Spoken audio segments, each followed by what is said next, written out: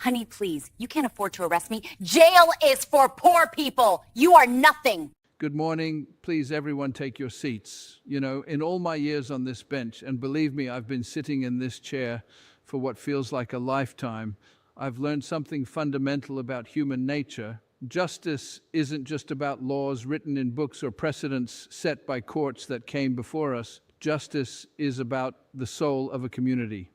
It's about looking into the eyes of another human being and recognizing that their life, their safety, their dignity matters just as much as your own. It's about understanding that we are all connected, that when one person acts with recklessness, with cruelty, with complete disregard for others, it sends ripples through our entire society. And sometimes those ripples become waves that threaten to drown everything we hold dear. Today we're here to discuss a case that has tested my patience, broken my heart, and reminded me why I still come to this courtroom every single day, despite the weight of it all. The defendant before me is a young woman named Yasmin Al-Rahman. She's 24 years old, born on June 7th, 2000, currently residing at the Peninsula Royal Estates, Unit 12B, one of the most exclusive addresses in our city. But you see, it's not where she lives that brings her here today, it's who she is, or rather, who she believes she is. Yasmin is the daughter of Prince Khalid Al-Rahman, a member of the Saudi royal family with documented wealth exceeding $3 billion. $3 billion. That's a number most of us can't even comprehend. Her father owns hotels, shopping centers, an entire fleet of luxury vehicles. He has investments in companies across 6 continents. But none of that, absolutely none of that, matters in this courtroom. Because what matters is what his daughter did. Let me tell you what happened, and I want you to really listen, because this isn't just about traffic violations. This is about something much deeper, something that speaks to the very fabric of who we are as a society. 4 months ago, on July 23, 2024, at approximately 3:45 in the afternoon, Yasmin Al-Rahman was driving her vehicle through the Riverside neighborhood. Not just any vehicle, mind you. A 2024 Lamborghini Urus, pearl white with custom gold accents, Saudi diplomatic plates reading KSA 777, worth over $300,000. And she was driving it like she owned not just the car, but the entire street, the entire neighborhood, the entire city. We're not talking about going a little over the speed limit here. We're talking about 85 miles per hour in a 25 mile per hour zone. 85 in a residential area on Riverside Drive between Oak Street and Maple Avenue, where children ride their bicycles, where families push strollers, where elderly residents walk to the corner store to buy their groceries. I want you to picture that for a moment. Close your eyes and imagine a car, a massive luxury SUV, roaring down your street at 85 miles per hour. Imagine the sound, the blur of motion, the sheer terror of seeing that vehicle bearing down on you or your child or your grandparent. But it gets worse, so much worse. When she was pulled over by Officer Rebecca Torres, badge number 562, a decorated 15-year veteran of our police department, at the intersection of Riverside Drive and Oak Street, Yasmin Al-Rahman didn't show remorse. She didn't show concern. She didn't even show basic human decency.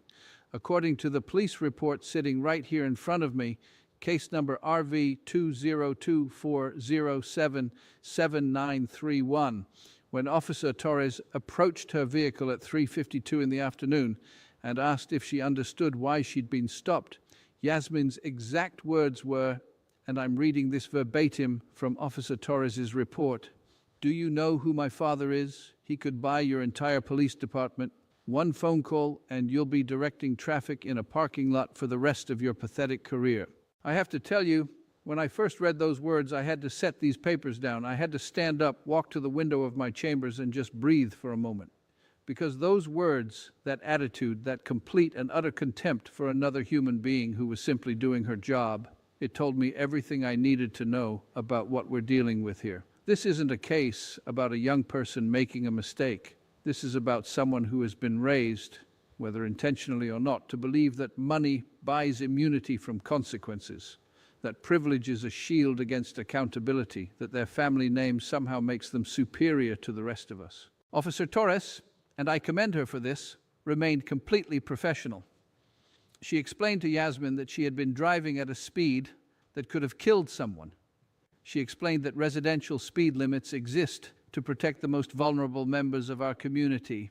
And do you know what Yasmin did? She laughed. Not a nervous laugh, not an embarrassed chuckle, a contemptuous, mocking laugh. Then she pulled out her phone, a custom diamond-encrusted iPhone worth more than most people make in 6 months, and she started recording Officer Torres, saying, and again I quote from the report, "I'm filming this so my lawyers can destroy you. You have no idea what you've just done to your career." Officer Torres could have escalated that situation. She could have let her emotions take over, but she didn't. She issued 3 citations at 4:07 that afternoon. Citation numbers RV7931A, RV7931B, and RV7931C for reckless driving, excessive speed, and creating a public hazard. She documented everything properly, professionally, exactly as she'd been trained to do. That's what good policing looks like. And I want Officer Torres to know that her professionalism in the face of such disrespect is noticed and appreciated by this court. But here's where this case takes a turn that makes my blood boil. After receiving her citations, Yasmin went home to her luxury penthouse and she posted on her social media accounts. Her Instagram account, username Princess Yasmin _KSA, which has over 230,000 followers, 230,000 people watching her every move. She posted multiple videos and photos mocking Officer Torres. The posts, which have been submitted as Exhibits D through K in this case, show Yasmin laughing about the incident, calling Officer Torres names I won't repeat in this courtroom, referring to her as a peasant in a uniform and a nobody trying to feel important. One video, posted on July 23rd at 7:15 in the evening, received over 48,000 views in just 12 hours. Another post, made the following morning at 9:30, showed Yasmin sitting in her Lamborghini with the caption, "Back on the road, money talks, badges walk." And then, and this is what truly demonstrates the depths of her arrogance, just 5 days later, on July 28th, 2024, at 1:30 in the afternoon, she was caught doing it again. A doorbell camera belonging to Mr. and Mrs. David Martinez at 315 Oak Street captured her pearl white Lamborghini with those distinctive Saudi diplomatic plates racing through the same neighborhood. Same behavior, same contempt for human life, same arrogance. As if that citation, as if Officer Torres's warning, as if the law itself meant absolutely nothing to her. You see, I've been doing this job for 34 years. Since 1990, I've sat in this chair and presided over thousands of cases. I've seen teenagers who made foolish choices but learned from them. I've seen young adults from difficult backgrounds who made errors in judgment but showed genuine remorse. I've seen people who came before me broken, ashamed, ready to change. And in those cases, I've shown mercy. I've reduced sentences. I've offered alternatives to incarceration. I've given second chances, third chances, sometimes even fourth chances because I believe in redemption. I believe that people can change. I believe in the transformative power of compassion and forgiveness. But I also believe in accountability. I believe that when someone demonstrates through their actions and their words that they have absolutely no regard for the safety of others, no respect for the law, no basic human empathy, then this court has an obligation to act. An obligation to protect the innocent people of this community, an obligation to send a clear message that no one, and I mean absolutely no one, is above the law. Let me tell you about some of the people who live in that Riverside neighborhood where Yasmin Al-Rahman was driving 85 miles per hour. There's Mrs. Elena Vasquez, 78 years old, a widow who taught kindergarten in our public schools for 42 years. Every afternoon at 3:30, she walks to the community center 2 blocks away to volunteer, helping children with their homework. On July 23rd, at approximately 3:43 in the afternoon, just 2 minutes before Yasmin came screaming down that street, Mrs. Vasquez was crossing at the intersection of Riverside and Maple. She heard the roar of the engine and froze in the middle of the crosswalk, terrified as that white Lamborghini blew past her. There's little Marcus Johnson, 6 years old, who lives at 297 Riverside Drive. His mother told me that Marcus loves to ride his bicycle on the sidewalk in front of their house. On that same afternoon, Marcus was outside playing. His ball rolled into the street. He started to run after it when his father grabbed him, hearing the approaching vehicle. If his father had been looking at his phone for just 1 second, if he'd been distracted for just one moment, Marcus might not be alive today. There's the Chen family, restaurant owners who immigrated to this country 30 years ago and built a life through hard work and sacrifice. Their daughter, Michelle Chen, is 16 years old. She walks home from school every day along Riverside Drive. She was walking home that afternoon, earbuds in, listening to music for a school project. She didn't hear the Lamborghini coming. A neighbor, Mr. Robert Patterson, saw what was about to happen and shouted at her to get back. She jumped onto someone's front lawn, just as Yasmin's vehicle roared past where she'd been standing seconds before. These are real people, real lives, real families. They're not statistics in a police report. They're not abstract concepts. They're members of our community who could have been killed because one person, one privileged, arrogant person, couldn't be bothered to slow down, couldn't be bothered to follow the rules that the rest of us follow every single day. Now let me tell you what happened after this case was filed. Prince Khalid al-Rahman, Yasmin's father, began making calls. Between August 1st and September 15th, my office received 11 phone calls from various intermediaries. I received 6 formal letters, delivered by courier in expensive envelopes. I had 5 different people come to my chambers, including City Commissioner Harold Westbrook, Attorney Marcus Bellamy, from one of the most expensive law firms in the state, and even the director of the International Business Council, all suggesting that perhaps we could find a diplomatic solution to this matter. They mentioned that Prince al-Rahman was willing to make substantial donations to our city. They threw around numbers, $100,000, $200,000, eventually $500,000 to various charities and civic organizations. Let me be absolutely crystal clear about something, and I want everyone in this courtroom and everyone who ever watches or reads about this case to understand this. I don't care if someone has $3 billion or $300 billion. I don't care if they're related to a prince or a president or a prime minister. I don't care if they offer to donate $1 million or $10 million. Money does not buy justice in this courtroom. Influence does not purchase immunity from consequences. Diplomatic status does not grant permission to endanger innocent lives. This is what I think about when I look at this case. I think about what could have happened. We are extraordinarily, miraculously fortunate that no one was hurt. But what if 6-year-old Marcus Johnson had run into the street 1 second earlier? What if 16-year-old Michelle Chen had stepped off that curb 1 moment sooner?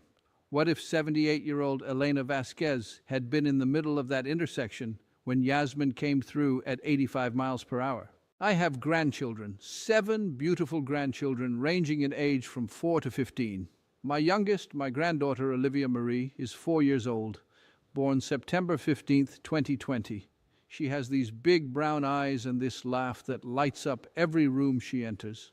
And when I think about her playing outside, when I imagine someone like Yasmin al-Rahman driving through her neighborhood with complete disregard for her life, for her future, for her family's happiness, it makes me physically ill. It reminds me that we're not just talking about traffic violations here, we're talking about prevented tragedy, we're talking about lives that hang in the balance every time someone decides that the rules don't apply to them.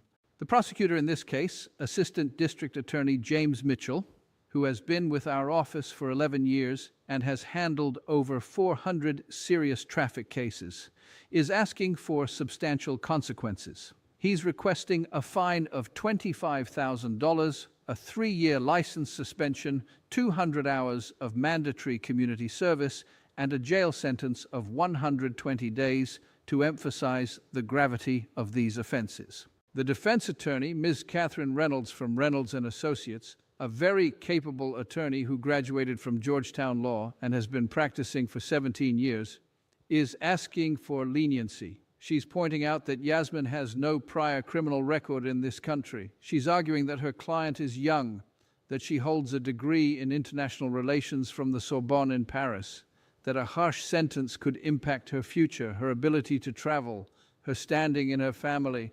She suggested that a fine of $5,000 and some community service would be sufficient. I've listened to both arguments carefully. I've reviewed every piece of evidence. I've read the police reports multiple times. I've watched the doorbell camera footage from July 28th showing that Lamborghini speeding through the neighborhood again, license plate clearly visible, KSA 777. I've looked at those Instagram posts from Yasmin's account, posts that have now been seen by hundreds of thousands of people around the world. Posts where she mocked Officer Torres, where she bragged about being untouchable, where she demonstrated a complete lack of understanding that her actions affect real people with real lives. I've considered her age, 24 years old. I've considered her background, growing up in palaces, attending the finest schools, having every material advantage imaginable. I've considered everything that should be considered, but I keep coming back to one fundamental principle that guides everything I do in this courtroom. We have laws for a reason. Those laws exist to protect people, to keep our communities safe, to ensure that everyone, regardless of their wealth or status or family name, can live without fear. What troubles me most about this case isn't even the speeding, as dangerous and reckless as that was. It's not even the repeat offense 5 days later. It's the attitude, it's the arrogance, it's the complete absence of empathy. When I look at the evidence, when I read Officer Torres's report from July 23rd, when I see those social media posts mocking a public servant, when I watch that doorbell footage from July 28th, I see someone who has learned through experience that consequences don't apply to them, that their money and status will always protect them, that the rest of us, the ordinary people who follow the rules and respect the law, are somehow beneath them. Well, not today, not in this courtroom, not while I'm sitting in this chair. When a judge sentences someone, we're not trying to be cruel. We're not trying to destroy lives. We're trying to accomplish several goals simultaneously. First, we're punishing the wrongdoing because, yes, punishment is a necessary component of justice. Second, we're trying to deter that person from repeating their behavior. Third, we're sending a message to others who might be watching that this kind of conduct will not be tolerated. And fourth, perhaps most importantly, we're trying to protect our community from future harm. In most cases, I can balance these goals with a sentence that's firm but offers a path to redemption. But this case involves multiple violations on July 23rd and July 28th.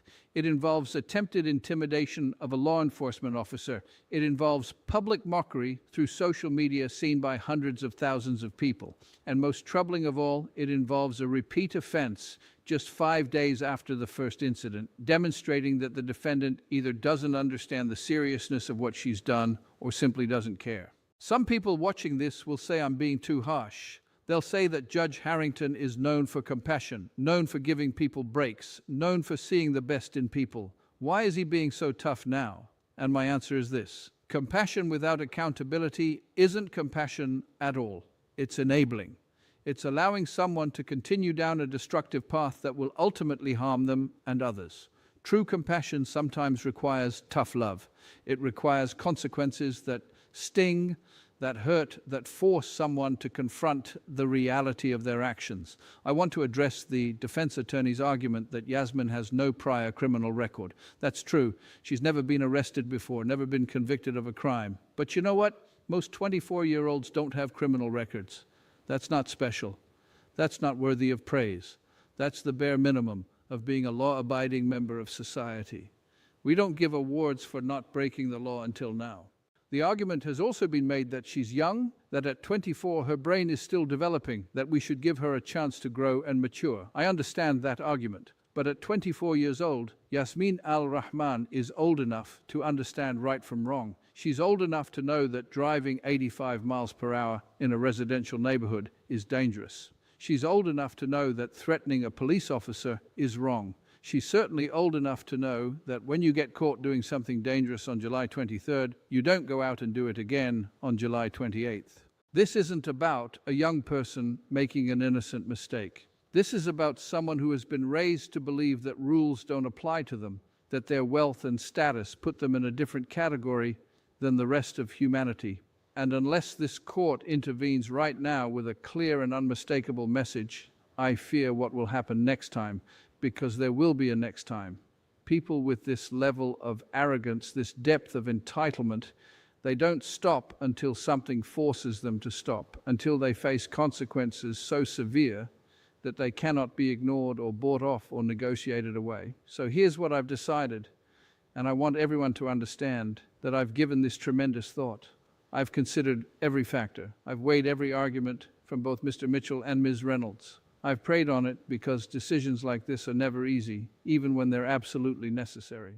On the charge of reckless driving from July 23, 2024, citation number RV 7931A, I'm sentencing you to 120 days in our county correctional facility. On the charge of attempting to intimidate a law enforcement officer under state statute, I'm adding another 90 days to be served consecutively. On the additional charge of reckless driving from the second incident on July 28th, documented by the doorbell camera at 315 Oak Street, that's another 120 days, also consecutive. That's a total of 330 days, 11 months. You will serve this time in the women's section of the county correctional facility, and I'm ordering that there be no early release under good behavior provisions, no work release program, and absolutely no special accommodations or privileges. You will serve your time exactly like every other person in that facility. Your reporting date is December 5th, 2024 at 8 o'clock in the morning. In addition, I'm imposing a fine of $30,000 to be paid in full within 90 days.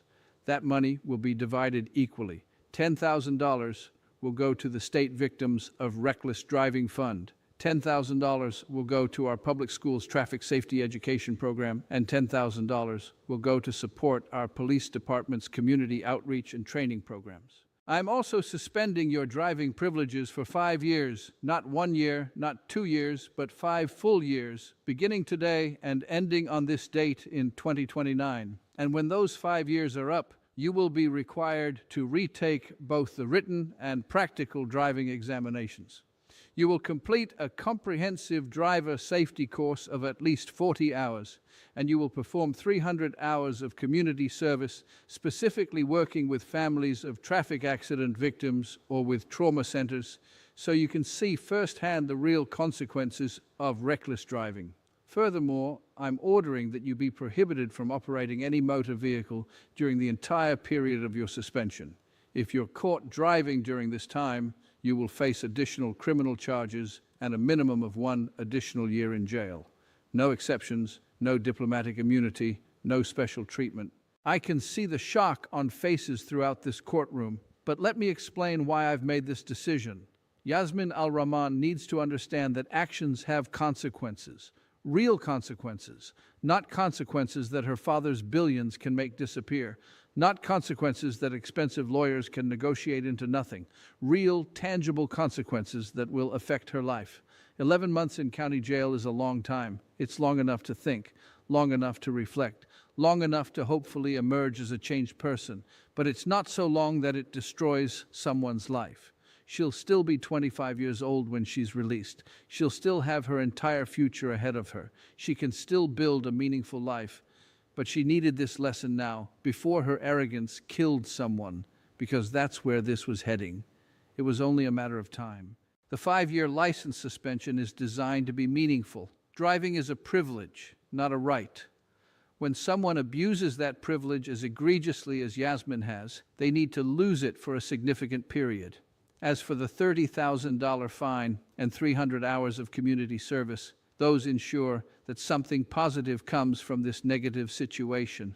That money will help people affected by reckless driving. That community service will, I hope, open her eyes to the human cost of her behavior. I know what people will say. They'll claim I'm making an example of her because of who her father is.